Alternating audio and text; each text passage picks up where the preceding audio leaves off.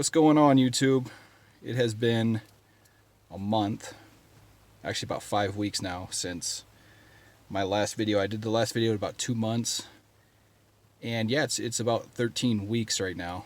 So I didn't mean to take that long. I usually try to get it out every 2 weeks, but as I'll explain in this video, I started going back to work, and I guess I won't say I didn't have time, because that's kind of a bad excuse, because you can carve out time for anything. I guess I was just using my time for other things right now. But I will start, I got some notes down here because it's been so long, with week 9. So week 9, I was still doing the walking stuff. I actually went on a hike, which I'll post a little video of. It wasn't a horrible hike. It was about a 500-foot gain or so, and went for about a mile and a half. Took my whole family. So I got young kids, so we were moving slow. It wasn't like we were burning up the mountain or anything. Week 10, that was my first week back at work. So in week 10, I didn't do any exercises outside of work. I just went to work, came home, and I got a standing desk at work, so I was standing all day. So when I got home, I was tired that first week back. I was tired. I didn't really feel pain in my back, but my back felt tired. Like when I got home, I was ready to lay down. Like I didn't want to sit down, I wanted to lay down. Also in week 10, let's see. That was about it. I slept a lot in week 10 also. Just going to work and coming back was just draining. You know, I think it was part my mind wasn't used to focusing on things, and you know, I'm back at work, so I'm focusing on things and I'm standing, and my body wasn't used to that, you know, all day. So it was a little bit tiring in week 10. Week 11, that was my second week back to work. Less tired, obviously. You know, I was a little bit used to it after the first week. After work, I was taking the kids out to the baseball diamond, and I was pitching underhand to them and just letting them hit the ball. And I had no issues there. You know, it wasn't strenuous, but I would walk and I would bend down and I would pick up the baseballs that they had hit just to get a few reps of, you know, bending down. I had no issues doing that. Of course, it's slower than it would be if I didn't have surgery. But wasn't painful, didn't have any pain or anything of that nature. Also in week 11 was a pretty busy week for me. So I would go to work, I would come back, take the kids to practice their sports, and then once everybody was laying down for the night, then I would go to the track and do my walking. And I actually started to do a little bit of jogging, and I would jog maybe 100 meters at a time. And it felt so good, like it was the greatest feeling to be able to jog again. I just remember I was jogging and smiling and jogging and laughing. It felt that good to be normal, you know, fairly normal again. Now, the jogging wasn't super fast, and I felt like I was kind of upright. It wasn't normal. It wasn't a normal jog, but it was just a huge improvement on what had happened before, you know. I mean, just from walking, and, you know, as I detailed in one of my first videos, just walking my first mile was like 27 minutes. And, you know, as far as I've come from there, it's just unbelievable to me. So that was week 11. Week 12, we got hit by this power outage, you know, this whole ERCOT thing. And, you know, we didn't have power for 3.5 days. And that really put a damper on my working out and stuff, because I'd go to work, and my office was generator powered, and you know, I'd go to work, come home, and have no power. You know, so I was here with my family with no power. I wasn't going to leave them and go to the track and walk or something like that. And yeah, that kind of gets me on a rant. Like this whole Texas power thing. I don't want to get political, but it's being reported that they had the ability, ERCOT did, to flip a switch and turn certain grids on, and decided not to. And, you know, you see on the news, the Houston skyline lit, you know, these empty office buildings lit from head to toe. And then you have people, just normal people, dying because they can't get power. And to hear that somebody had the power just to flip a switch, and they could have, you know, cycled this power is, I don't know, I'm kind of on a rant. I don't want to get into that anymore, but that's a bad deal. It was a horrible look for Texas, a horrible look for ERCOT. And I just hope something like that doesn't happen again. But yeah, I didn't have power for 3.5 days, but I was okay. My family was all right. I mean, people died over in Houston and Dallas and these places where they may not have the financial abilities to, you know, do certain things, and they don't have places to go. And it was kind of a sad deal there. So week 12, after the power came back on, I didn't really do any walking after that. I've been riding. I have one of those Peloton bikes, and I've been riding that. I've been doing 20-minute rides. And my first couple rides, I was just sitting on the seat the whole time. I didn't get up. You know how you're riding a bike as a kid and you get up and you pedal while you're standing up. There's a lot of that in the videos. I didn't do any of that stuff because that kind of felt weird. And then fast forward to this past week, I was doing 25-minute rides, and that felt fine just to stand up and pedal. There was no issues there. So yeah, this past week I've been doing 25-minute rides on there, and I've been doing the resistance bands as well. Just been hitting one muscle group, just doing different splits. I don't know if there's any, secret sauce to it or any sweet spot. Just doing what I felt like I wanted to do and keeping my back straight. So I did have a doctor's appointment a couple days ago. It would have been, let's see, today's Sunday. It would have been Friday. And I just want to recap that for you. So I got a CT scan right before the appointment, and that takes, I don't know, maybe 5 minutes once you're actually in the room for the scan. And it's really cool when the doctor showed it to me because you can do a 360 of the area and really see what's going on in the entire area. So there's a couple things that I learned. I wasn't 100% sure exactly how the fusion worked, but they showed me that between my L4 and L5, there's no longer a disc. There's no disc there at all. So what they did was they took out that disc, put in the screws above it, screws below it to hold those two vertebrae in place, and then they did a bone graft. So they showed me that bone graft has connected to both sides. So right now my L4, L5 it's connected. So I guess it's an L9 or an L4.5, whatever you want to call it, but it's one now.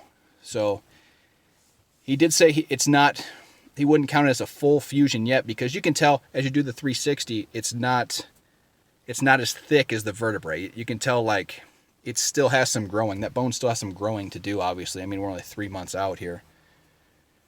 But yeah, everything looked good, he said. Let's see what else here. He basically told me just keep doing what I'm doing. No restrictions. I kind of asked him, wouldn't it be wise to keep, the compressing pressure off my back? And he said, yeah, I probably wouldn't compress your spine, while that bone is growing. And, to give you a little context, I don't have anything bad to say about the doctor, but he's very short with the patients, it seems like. He's in the room and out, and if you don't have your questions ready, he's gone. He's gone before you know it. So that was kind of my bad, not having all my questions ready. But yeah, if you don't have your stuff ready, he's in and out, and if everything looks good, he doesn't have much to say to you. So, and that's not a knock on him. I think he fixed my back beautifully as of right now, so I have no complaints in that department. So I just want to make that very clear, that if I ever release his name on here, that I'm not giving him bad press, because that's not how I want this to seem at all. So yeah, he just said keep doing what you're doing. Like I explained, I can bend down. I could pick a coin up off the ground. It would take me a little bit longer than if I didn't have surgery, obviously. But right now I feel like I'm starting to feel more normal. And, that's to be expected as time goes on, but I'm really feeling good. Like I was saying, I can jog and I don't feel that bouncing pain anymore. Like when I turn in bed, I don't feel it anymore. It used to be some pain there. When I sneeze, I don't feel that. So I think it's really healing up good. And I think seeing the actual CT gave me a lot of confidence that it is healing up good, and it is fusing. I think seeing the CT, it actually gave me a lot of confidence, because I could see my whole spinal column there, and I could see that, everything was pretty much equal distance. The discs were in there. They weren't all smashed up like before. And, I just feel really good and really grateful that I am where I am right now. And just trying to take it slow. And, one thing I did want to mention is there is kind of a mental aspect to this whole thing too. Like, I have lost like most of my muscle mass in my legs. Like, I'm trying to build it back. But if you're going to get the surgery and that's not something you're ready for, like if you're a runner or you play sports or you're a weightlifter or something, you're going to start over. After about 6 or 8 months or whatever you get the clearance, you're basically starting over. Like, there's no maintaining that during this because you have to rest so much. So that's something to get in your head. If this is a road you want to go down, just get it in your head that you will be starting over. And it's kind of hard, man. I mean, before the surgery, if I wasn't working out for 1 day, 2 days, 3 days, I would be really irritable. And I know it's because I need to go burn off some stress in the gym, but you just got to get it through your head that you can't go do that. You know, you can go walk. That's the best you're going to get. I also wanted to address, there was some comments on some of my videos that were kind of negative, and you know, and that's to be expected with, you're not going to get all positive stuff, but people were saying that, you know, basically that having a fusion should be your last resort. And I don't disagree with that. I mean, it's not something I jumped right into. I explained that I went through a whole process, you know, before I got here. But it's also acting kind of like, you know, if you get a fusion, you're done. You can't do anything. And I can tell you from firsthand experience, I mean, you can see how much better that I've gotten, but I have a guy in my office that had a similar surgery 5 years ago. Well, back in 2015, so 6 years ago.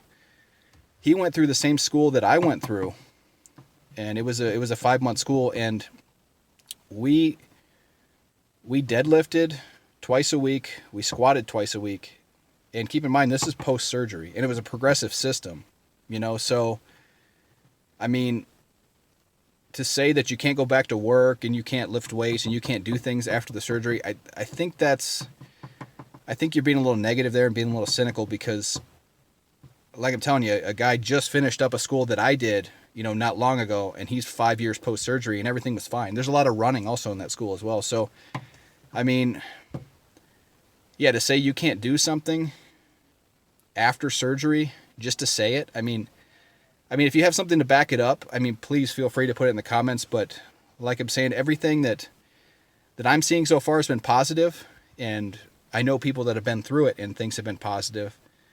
And I know not everybody has a positive outcome. You know, it's just not how it works. There is a margin of error for these surgeons, and maybe your condition was just different and it wasn't able to be fixed. And I understand that. Not everybody's going to end up how I ended up or how somebody else ended up, you know, as I explained in my first video. So, I mean, yeah, you can keep putting the hateful comments and stuff like that, but please put something to back it up, because you're going to give people the wrong idea.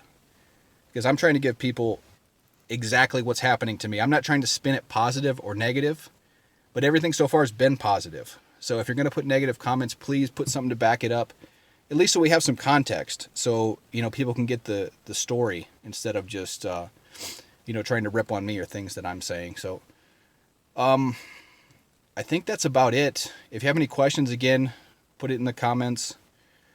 And yeah, make sure you comment, like, subscribe.